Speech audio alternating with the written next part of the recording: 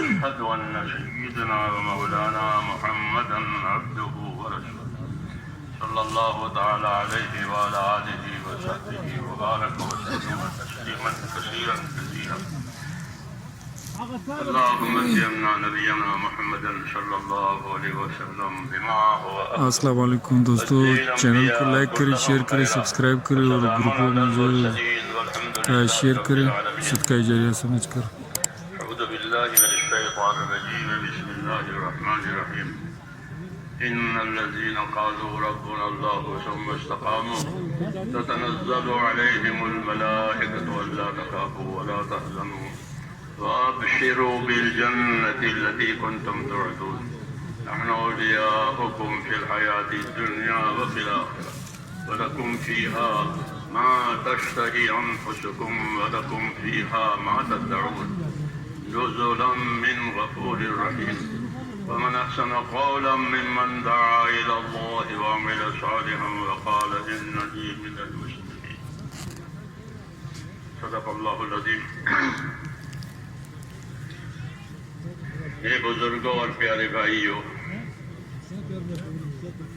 دین کی باتیں دین کے کاموں کے لیے ہوتی ہے، فائدے کی باتیں، تجارت کی باتیں تجارت کے کاموں کے لیے. ایسے ہی دین کی باتیں کہ دین کی باتیں ہوگی دین کے کاموں کے لیے.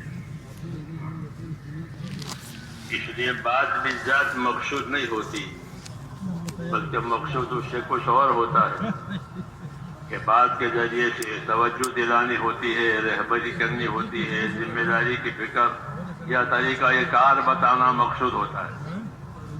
یہ ہوتے ہیں بات کرنے کا مقصد. اس لیے ہماری بھی بات کرنے کا یہی مقصد ہے. تبلیغ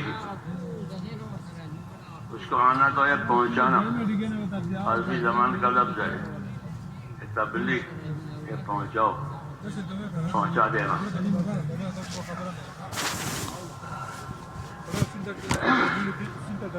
تو اس کا ایک نام بقول مولانا منظور نوانی کے اس کا نام ایک چل پڑا ہے، تبلیغ.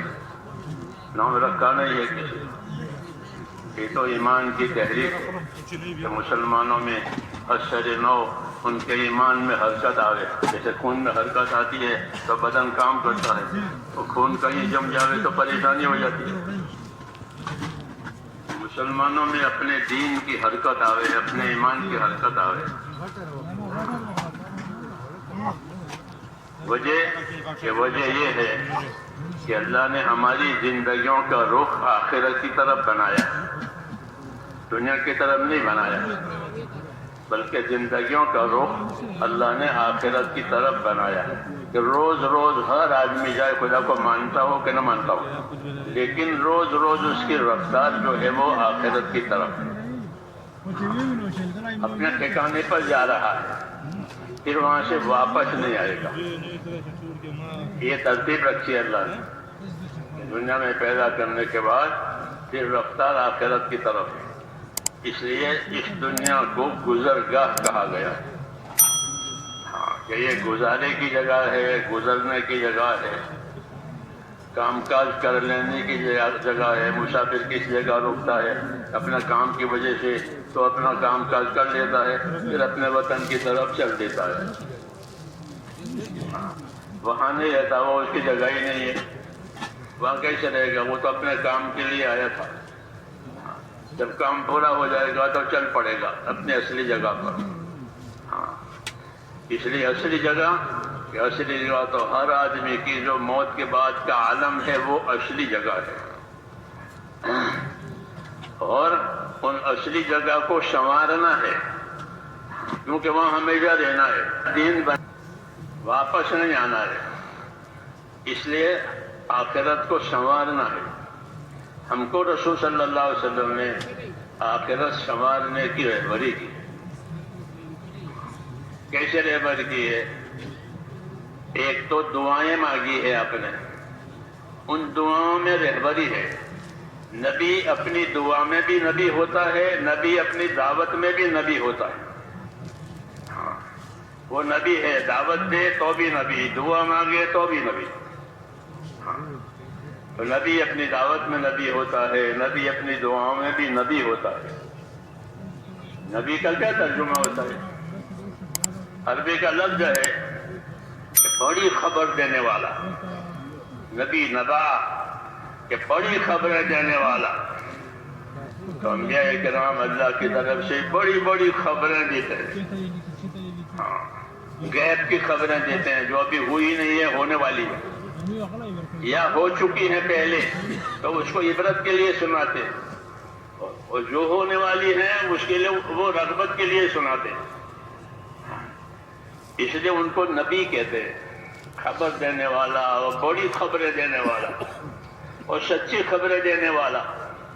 ہاں، ان کی خبر میں کوئی ملاوٹ نہیں ہوتی، کوئی تشامہ نہیں ہوتا، کوئی کمزوری نہیں ہوتی، صاف سچی بات ہوتی ہے، دودھ کا دودھ، ہاں ایک دم۔ تو نبی خبر دینے والا۔ تو میں نے کہا حضور صلی اللہ علیہ وسلم نے ہم کو خبر دی ہے، اس خبر میں یہ ہے کہ آخرت سنبھالو، آخرت کو سنبھالو، آخرت کو سنوارو۔ جی ہاں، ایک تو دعا مانگی ہے، دعا یہ مانگی ہے، اس دعا میں بھی ہم کو تعلیم ہے کہ یہ چیز مانگنے کی بھی ہے اور یہ چیز جو ہے کرنے کی بھی ہے۔ خالی مانگنا نہیں ہے بلکہ کرنا بھی ہے، مانگنا بھی ہے۔ تو دعا مانگی، کیا دعا مانگی؟ یہ دعا مانگی اللہم اصلح لی دینی الذی هو عصمت امری۔ یہ دعا مانگی، یہ دعائیں یاد ہونی چاہیے۔ داعی اس کو کہتے ہیں جو دعوت بھی دے، دعا بھی مانگے۔ ہاں، دعوت بھی دے اور اللہ سے دعا بھی مانگے۔